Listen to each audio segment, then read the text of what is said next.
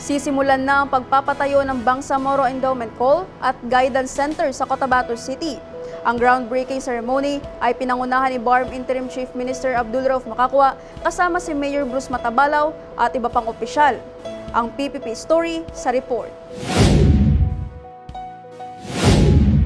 Nanguna si BARM Interim Chief Minister Abdul Rauf Makakwa sa groundbreaking ceremony ng itatayong Bangsamoro Endowment Call at Guidance Center sa Cotabato City.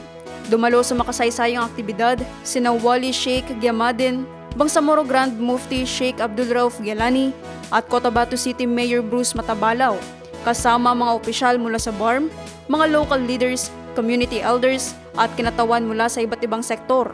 Ang center na ito ayon kay Makakwa ay itatayo bilang sentro ng moral governance, spiritual guidance at public counseling, isang konkretong simbolo ng hangarin ng pamahalaan na itaguyod ang pagkakaisa, kapayapaan at moral na pagpapahalaga sa Bangsamoro.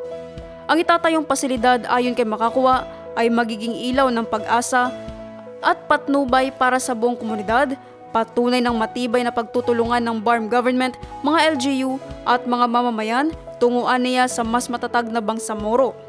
Biyabig katapik to sa Gaymuli. Naniya ba?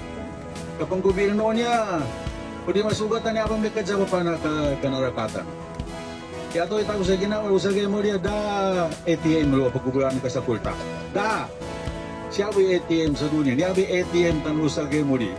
Kanya po, manigamaan niya ba? Nanto ba mabari ATM tanong kana ATM buwa ipadsagay bang kagkoman na itungan kabundik koman na paranong garo na makatingumar sa kay hindi nasisita na ka. Nasyabe ito ba magkanggularan sa may kagkabagaraw na pipitaro kay Islamita no. Yan nila sa din mapakay di kazukulan ng mga pamilya na namapatan niya. Si Congressman Ditagan Dilanggarin ka masabi niya ang nakatabang ilan sa tawa niya ba inadonate ilan sa kuwana grupo ba niya.